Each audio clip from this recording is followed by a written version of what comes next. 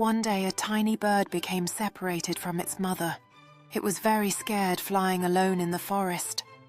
Suddenly, it spotted a rabbit sitting on the soft grass. The bird was crying. The rabbit asked, "Why are you crying?" The bird replied, "I have lost my mother, and I don't know where to go." The rabbit listened intently and said, "Don't worry, I can help you find your mother. Let's search together." With a glimmer of hope in its eyes, the little bird replied, "Thank you. I would love that." The two unlikely friends set off into the forest, determined to reunite the bird with its mother. "Don't worry, I will help you." The rabbit lifted the bird onto his shoulder and set off into the forest to find its mother. A few hours later, they arrived at a large tree where the bird's mother sat anxiously. The rabbit and the little bird stood before the great tree, gazing upwards at the mother bird, who was filled with hope and relief as she saw her child. The rabbit encouraged the small bird to take flight, guiding it to its mother. As soon as the little bird saw its mother, it began to chirp with joy and flew towards her. The mother bird thanked the rabbit and said, "True friendship is what comes through in difficult times." The little bird was also happy because it had found a new friend. Lesson friendship and helping bring joy and peace in life. The little bird and the rabbit sat together under the shade of a large tree, sharing laughter as they enjoyed their newfound companionship. A beautiful sunset cast a golden glow over the scene, illuminating the bond between them as they prepared for the night. छोटा सितारा और अंधेरों का राज। एक रात जब पूरा गांव गहरी नींद में सो रहा था, आसमान में एक चमकदार रोशनी दिखाई दी। वो रोशनी धीरे धीरे नीचे आई और पास के जंगल में गिर पड़ी। ये कोई आम टूटता हुआ तारा नहीं था, ये कुछ खास था। वो टिमटिमा रहा था जैसे किसी को बुला रहा हो। गांव में एक छोटा जिज्ञासु और बहादुर लड़का रहता था। वो अपने बिस्तर पर लेटा हुआ था जब उसकी नजर खिड़की से उस चमक पर पड़ी। उसका दिल जोर से धड़कने लगा, लेकिन एक आवाज उसके अंदर से आई, "जाओ, देखो क्या है ये।" रेयान ने अपना टॉर्च उठाया, चुपचाप दरवाजा खोला और जंगल की तरफ चल पड़ा। जंगल गहरा और शांत था। हर तरफ अजीब सी फुसफुसाहट थी, लेकिन रेयान बिना डरे चलता रहा। थोड़ी ही देर में उसे एक चमकता हुआ तारा एक पत्थर पर टिका मिला। रेयान ने हैरानी से पूछा, "क्या तुम सच में तारे हो?" तारा मुस्कुराया और बोला, "हाँ रेयान, और मुझे तुम्हारी मदद चाहिए। मैं अंधेरों के राज का रक्षक हूँ। एक पुरानी, भूली हुई ताकत जाग गई है जो दुनिया से रोशनी छीनना चाहती है, लेकिन सिर्फ तुम, एक सच्चे दिल वाले बच्चे, उसे रोक सकते हो।" रेयान थोड़ा डरा, लेकिन उसने साहस दिखाया। "मुझे क्या करना होगा?" तारे ने कहा, "तुम्हें एक ऐसी जादुई दुनिया में जाना होगा जहां सब कुछ अंधेरे में डूबा हुआ है।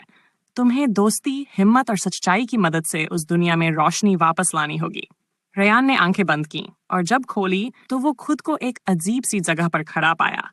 वहां सब कुछ धुंधला और शांत था। पेड़, आकाश, जमीन, सब कुछ जैसे डर में डूबा हुआ हो। लेकिन जहां जहां रेयान मुस्कुराता, वहां थोड़ी सी रोशनी फैलती। रास्ते में उसने कई डरे हुए बच्चों से मुलाकात की। रेयान ने उन्हें समझाया कि असली रोशनी हमारे दिल में होती है। उसने हिम्मत बांटी, सच्चे दोस्त बनाए और हर मोड़ पर अच्छाई का साथ दिया। आखिरकार रेयान उस विशाल साये के सामने पहुंचा जो रोशनी को कैद किए बैठा था। रेयान ने आंखें बंद की, अपने दिल की गहराई में झांका और कहा, "मैं नहीं डरता क्योंकि रोशनी मेरे अंदर है।" तभी एक तेज रोशनी फैली, साया गायब हो गया और हर ओर उजाला छा गया। वो छोटा सितारा फिर से आकाश की ओर उड़ने लगा, लेकिन जाने से पहले बोला, "याद रखना, रोशनी कभी बाहर नहीं होती, वो हमेशा तुम्हारे अंदर होती है।" रेयान की आंख खुली। वो अपने बिस्तर पर था, सब वैसा ही था, लेकिन अब उसकी आंखों में चमक थी और दिल में एक नई ताकत। सीख, हर बच्चे के अंदर एक रोशनी होती है जो अंधेरे से ज्यादा ताकतवर है।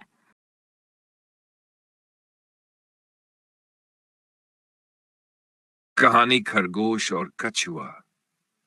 एक घने जंगल में चंचल नाम का एक तेज दौड़ने वाला खरगोश और धैर्य नाम का एक समझदार और मेहनती कछुआ रहते थे। चंचल को अपनी तेज रफ्तार पर बहुत घमंड था, जबकि धैर्य को अपने मेहनती स्वभाव पर भरोसा था। "मैं जंगल का सबसे तेज जानवर हूं।" एक दिन चंचल ने गर्व से कहा। धैर्य मुस्कुराया और बोला, तेजी से ज्यादा मेहनत और धैर्य जरूरी होता है। चंचल हंसते हुए बोला, अच्छा, तो फिर हम एक दौड़ का मुकाबला करते हैं और देखते हैं कौन जीतता है।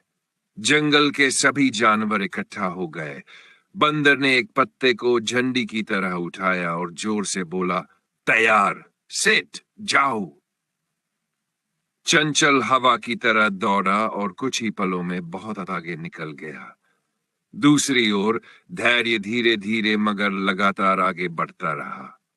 ये कछुआ तो बहुत पीछे रह गया है। चंचल ने हंसते हुए कहा, चलो थोड़ी देर आराम कर लेता हूं, फिर भी मैं जीत जाऊंगा। वह एक पेड़ के नीचे लेट गया और गहरी नींद में सो गया। इधर धैर्य बिना रुके धीरे धीरे चलता रहा। उसकी आंखों में आत्मविश्वास था और दिल में जीतने की चाह। बस थोड़ा और, उसने खुद से कहा। आखिरकार वह फिनिश लाइन के करीब पहुंच गया। तभी चंचल की आंख खुली। अरे नहीं, चंचल तेजी से दौड़ा, लेकिन बहुत देर हो चुकी थी। जंगल में खुशी की आवाज गूंज उठी। धैर्य ने दौड़ जीत ली। चंचल ने शर्म से सिर झुका लिया और कहा, मुझे अपनी तेजी पर घमंड नहीं करना चाहिए था। धैर्य मुस्कुराया और बोला, मेहनत और धैर्य से ही जीत मिलती है। उस दिन के बाद चंचल ने समझ लिया कि जीतने के लिए केवल तेजी नहीं, बल्कि निरंतर मेहनत और लगन भी जरूरी होती है। ये कहानी बच्चों को धैर्य, मेहनत और अहंकार से दूर रहने का महत्वपूर्ण सबक सिखाती है। कहानी सोंगो के साथ सबक। अमावस की रात। सोंगो एक छोटा, शरारती लेकिन बहुत होशियार बंदर था। वह जंगल में अपने दोस्तों के साथ खेलता, मस्ती करता और नई नई चीजों को जानने की कोशिश करता। लेकिन उसकी एक आदत थी जो कभी कभी उसे मुसीबत में डाल देती। वह बड़ों की बात नहीं मानता था। एक दिन जब सूरज डूब चुका था और अमावस की काली रात धीरे धीरे जंगल पर छाने लगी, सोंगो के दादाजी, जो बहुत समझदार थे, ने सभी छोटे जानवरों को इकट्ठा किया और कहा, बच्चों, आज अमावस की रात है। इस रात जंगल में बाहर जाना सुरक्षित नहीं होता, इसलिए सभी को अपने अपने घरों में रहना चाहिए। सभी छोटे जानवरों ने उनकी बात मानी और अपने घरों में चले गए। लेकिन सोंगो को यह बात जरा भी समझ नहीं आई। उसने सोचा, ये बड़ों की बस एक और कहानी होगी। आखिर अमावस की रात में ऐसा क्या हो सकता है। जैसे ही सब सो गए, सोंगो चुपके से अपने पेड़ के घर से उतरा और जंगल की ओर चल पड़ा। शुरू में तो सब कुछ सामान्य लग रहा था, लेकिन जैसे जैसे वह आगे बढ़ा, जंगल गहरा और डरावना होता गया। चारों ओर अजीब अजीब आवाजें आने लगी, पत्ते सरसराने लगे और झाड़ियां हिलने लगी। सोंगो का दिल जोर जोर से धड़कने लगा, लेकिन वह खुद को बहादुर साबित करना चाहता था। तभी अचानक उसे एक भारी सांस लेने की आवाज सुनाई दी। उसने इधर उधर देखा, लेकिन कुछ नजर नहीं आया। फिर एक लंबी काली परछाई पेड़ों के पीछे हिलती हुई दिखी। कौन है वहां? सोंगो ने डरते हुए पूछा। एक गहरी, डरावनी आवाज आई, ये मेरी रात है, अमावस की रात। अब सोंगो सच में डर गया था। उसे समझ में आ गया कि उसके दादाजी सही कह रहे थे। वह जल्दी से वापस भागने लगा, लेकिन घना अंधेरा होने की वजह से उसे रास्ता नहीं दिख रहा था। भागते भागते उसका पैर एक पेड़ की जड़ में फंस गया और वह जोर से गिर पड़ा। तभी जंगल के सबसे समझदार उल्लू, जो हमेशा सब पर नजर रखते थे, उड़ते हुए आए और बोले, सोंगो, बड़ों की बात न मानने का यही नतीजा होता है। अमावस की रात में अंधेरा बहुत गहरा होता है, जिससे जंगल खतरनाक हो जाता है। अब चलो, मैं तुम्हें घर छोड़ देता हूं। सोंगो ने शर्म से सिर झुका लिया और उल्लू के साथ अपने घर लौट आया। अगली सुबह जब उसके दादाजी ने उसके चोट लगे हाथ पैर देखे, तो उन्होंने प्यार से कहा, उम्मीद है कि तुम्हें सबक मिल गया होगा, सोंगो। सोंगो ने सिर हिलाते हुए जवाब दिया, हाँ दादाजी, अब से मैं हमेशा बड़ों की बात मानूंगा। सीख, बड़ों की बात माननी चाहिए, क्योंकि वे अनुभव के आधार पर सही और गलत में फर्क बता सकते हैं।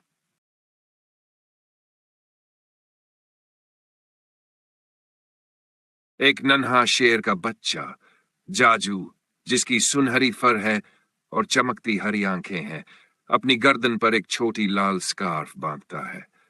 वह बहुत जिज्ञासु है और जंगल की खोज करना पसंद करता है। उसके सबसे अच्छे दोस्त एक चालाक तोता और एक शरारती बंदर है।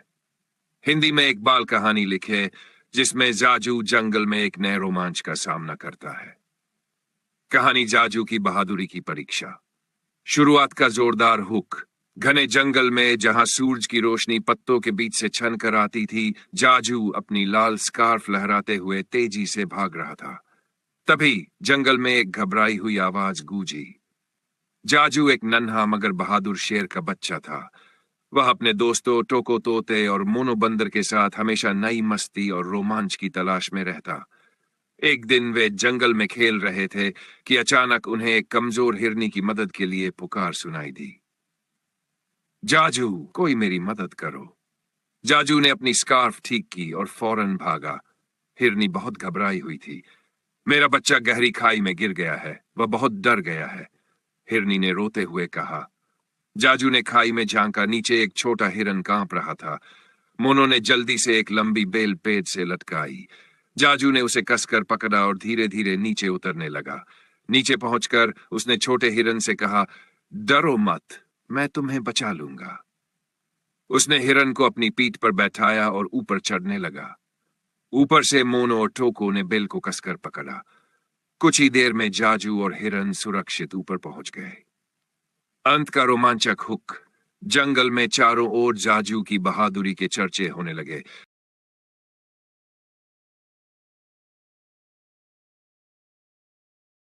कहानी कोको की बहादुरी। पूरा जंगल डर से कांप रहा था।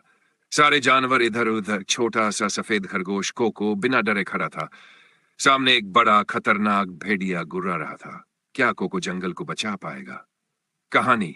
कोको एक छोटा सा सफेद खरगोश था जिसकी बड़ी बड़ी भूरी आंखें थीं और वह हमेशा नीला जैकेट पहनता था। वह दूसरों की तरह डरपोक नहीं था, बल्कि समझदारी और हिम्मत से हर मुश्किल का सामना करता था।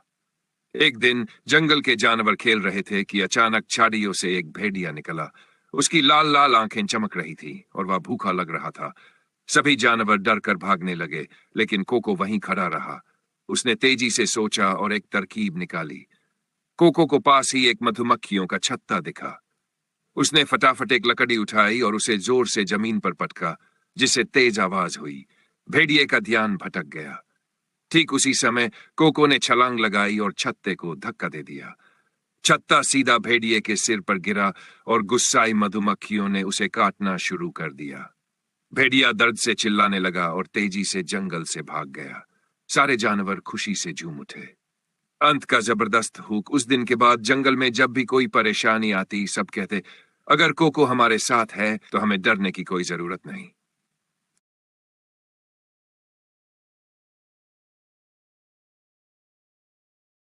जादुई पत्थर का रहस्य। शुरुआती आकर्षण। अली और जैनब जंगल में खेल रहे थे जब उन्हें जमीन पर पड़ा एक चमकता हुआ नीला पत्थर मिला। जैसे ही अली ने उसे छुआ, चारों ओर की दुनिया बदलने लगी। पेड़ फुसफुसाने लगे, हवा में रंग बिरंगी रोशनी तैरने लगी और पत्थर से एक धीमी आवाज आई, तुम्हें एक रहस्य मिल गया है, लेकिन क्या तुम इसे संभाल सकते हो? अली और जैनब घबरा कर एक दूसरे को देखने लगे। ये क्या था? जैनब ने धीरे से पूछा। अली ने पत्थर को ध्यान से देखा। यह कोई साधारण पत्थर नहीं है, इसमें कुछ खास है। वे दोनों पत्थर को लेकर दौड़ते हुए घर पहुंचे और अपनी दादी को दिखाया। दादी ने पत्थर को देखते ही पल भर के लिए अपनी सांस रोक ली। फिर उन्होंने धीरे से कहा, यह वही जादुई पत्थर है जिसके बारे में तुम्हारे दादा कहा करते थे। जादुई? अली की आंखें चमक उठीं। यह क्या कर सकता है? दादी मुस्कुराईं। इसे जानने के लिए तुम्हें इसकी शक्ति को समझना होगा, लेकिन याद रखना, शक्ति हमेशा जिम्मेदारी के साथ आती है। जादू की शुरुआत। अगली सुबह अली और जैनब फिर से जंगल में गए और पत्थर को ध्यान से देखने लगे। जैसे ही अली ने उसे हाथ में लिया, जमीन हिलने लगी, तेज हवा चलने लगी और अचानक एक चमकदार रोशनी में वे दोनों गायब हो गए। जब उनकी आंखें खुली तो वे किसी जादुई दुनिया में खड़े थे। वहां पेड़ सुनहरे थे, पक्षी इंसानों की तरह बातें कर रहे थे और दूर एक पहाड़ सोने की तरह चमक रहा था। हम कहाँ आ गए? जैनब ने हैरानी से पूछा। अली ने चारों ओर देखा। शायद ये वही दुनिया है जिसका जिक्र दादा किया करते थे। अचानक उनके सामने एक बूढ़ा आदमी प्रकट हुआ। उसकी सफेद दाढ़ी थी और हाथ में एक लकड़ी की छड़ी थी। तुम इस जादुई पत्थर की शक्ति से यहां आए हो, बूढ़े आदमी ने कहा, लेकिन तुम्हें इसे सही से इस्तेमाल करना सीखना होगा। ये एक परीक्षा है। अगर तुमने सही रास्ता चुना तो तुम्हें घर वापस भेज दिया जाएगा। हमें क्या करना होगा? जैनब ने पूछा।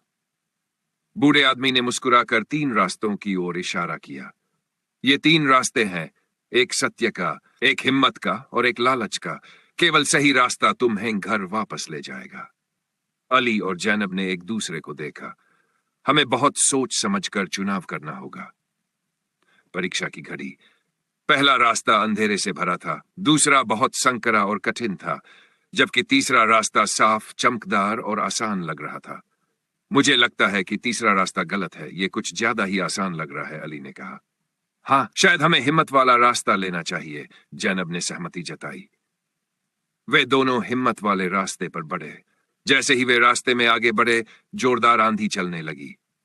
तेज हवाओं ने उनके रास्ते को रोकने की कोशिश की, लेकिन उन्होंने हार नहीं मानी और आगे बढ़ते रहे। थोड़ी ही देर में वे एक सुनहरे दरवाजे तक पहुंच गए, जो धीरे धीरे अपने आप खुलने लगा। घर वापसी। अचानक चारों ओर तेज रोशनी फैल गई और अगले ही पल वे वापस उसी जंगल में अपने जादुई पत्थर के पास खड़े थे। हम वापस आ गए, जैनब ने खुशी से कहा। दादी मुस्कुराई और बोली, तुमने सही रास्ता चुना। यही इस जादुई पत्थर का असली रहस्य था, सत्य और हिम्मत। अली और जैनब ने एक दूसरे को देखा और मुस्कुरा दिए। उन्हें समझ आ गया था कि असली जादू किसी शक्ति में नहीं, बल्कि अच्छे फैसले लेने में है।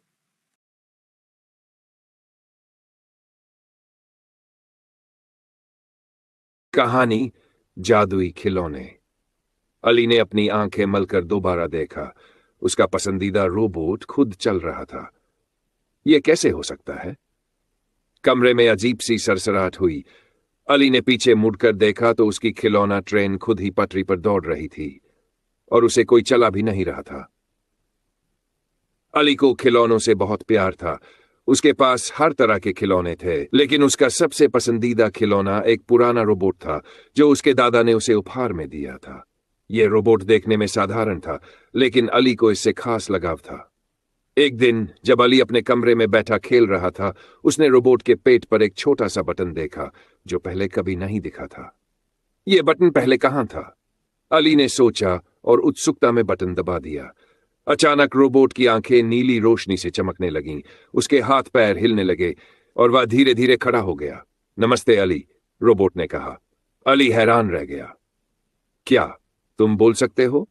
हाँ, मैं हमेशा से बोल सकता था, लेकिन किसी ने मेरा बटन नहीं दबाया था, रोबोट ने उत्तर दिया। पहले तो अली डर गया, लेकिन फिर उसे बहुत मजा आने लगा। अब उसके पास एक ऐसा दोस्त था जो सचमुच बात कर सकता था। पर कहानी यहीं खत्म नहीं हुई।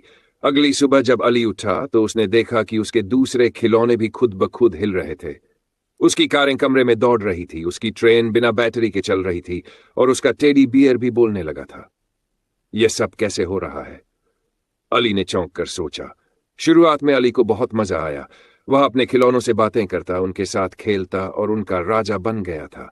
लेकिन धीरे धीरे खिलौने बेकाबू होने लगे। अब हम आजाद हैं, रोबोट ने कहा और खिलौनों ने पूरे घर में उधम मचाना शुरू कर दिया। खिलौना कारें दीवारों से टकराने लगीं। ट्रेन इतनी तेज दौड़ने लगी कि कमरे का सामान गिरने लगा। टेडी बियर ने कुर्सी पर चढ़कर उछलना शुरू कर दिया। अली घबरा गया। उसने रोबोट पर वह बटन फिर से तलाशा, लेकिन अब वह बटन दिख ही नहीं रहा था। अब मैं क्या करूं? अली ने सोचा। तभी उसे एक तरकीब सूझी। उसने टॉर्च उठाई और खिलौनों की ओर रोशनी डालते हुए बोला, यह जादुई रोशनी है जो तुम्हें फिर से सोने पर मजबूर कर देगी। जैसे ही रोशनी फैली, सारे खिलौने एक एक कर धीरे धीरे रुकने लगे। टेडी बियर वहीं बैठ गया। ट्रेन धीमी होकर रुक गई और आखिर में रोबोट ने अली की तरफ देखा और मुस्कुराकर कहा, शायद अभी हमारा समय नहीं आया था। फिर रोबोट भी शांत हो गया।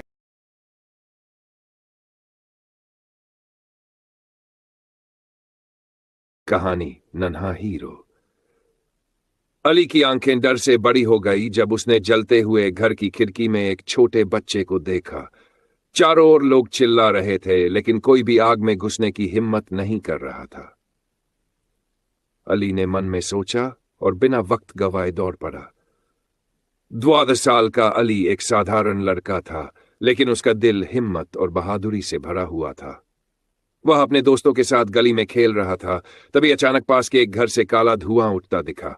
आग आग लग गई है, किसी ने घबराकर चिल्लाया। अली तुरंत वहां भागा। घर की खिड़की से धुआं और आग की लपटें उठ रही थीं।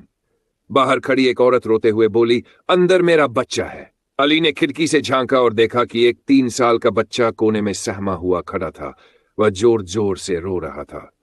अली ने बिना कुछ सोचे समझे अपनी कमीज गीली की और उसे मुंह पर बांध लिया। फिर हिम्मत जुटाकर जलते हुए घर के अंदर कूद गया। अंदर धुआं ही धुआं था। आंखें जल रही थी, सांस लेना मुश्किल हो रहा था, लेकिन अली पीछे नहीं हटा। उसने जोर से आवाज लगाई, बच्चे कहां हो? रोने की हल्की आवाज आई। अली ने बच्चे को देखा। वह घबराया हुआ कोने में दुबक गया था। अली ने झटपट उसे गोद में उठा लिया और खिड़की की तरफ भागा।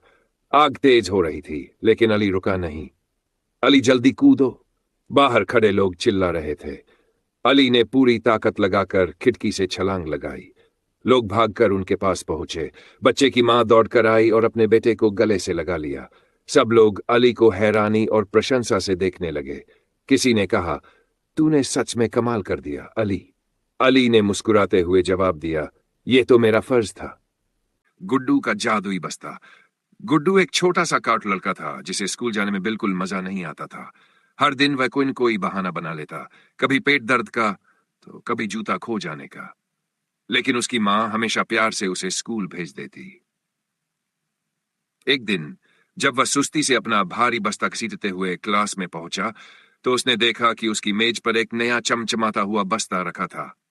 जैसे ही उसने उसकी जिप खोली, अंदर से रोशनी निकली और एक मीठी सी आवाज आई, गुड्डू, मैं तुम्हारा जादुई बस्ता हूं। गुड्डू की आंखें हैरानी से फैल गई। बस्ता खुद ही बोल पड़ा, अगर तुम मन लगाकर पढ़ाई करोगे तो मैं तुम्हारी हर मुश्किल आसान कर दूंगा। गुड्डू को यकीन नहीं हुआ, लेकिन जब उसने होमवर्क निकाला तो बस्ते ने खुद ही सवालों के सही जवाब देना शुरू कर दिया। अब गुड्डू बहुत खुश था। टीचर जो भी सवाल पूछते, वह छत से सही जवाब दे देता। सब हैरान थे कि गुड्डू अचानक इतना होशियार कैसे हो गया। लेकिन धीरे धीरे गुड्डू ने खुद मेहनत करना छोड़ दिया और पूरी तरह बस्ते पर निर्भर हो गया। एक दिन टीचर ने अचानक उसे बिना किसी मदद के सवाल हल करने को कहा। गुड्डू घबरा गया, क्योंकि इस बार बस्ता चुप था। गुड्डू, सीखना तुम्हें खुद ही होगा, मैं सिर्फ तुम्हारी मदद कर सकता हूं, बस्ते ने धीरे से कहा। गुड्डू को समझ में आ गया कि असली ताकत मेहनत करने में है। अब वह खुद मन लगाकर पढ़ने लगा और बस्ता उसका सच्चा दोस्त बन गया।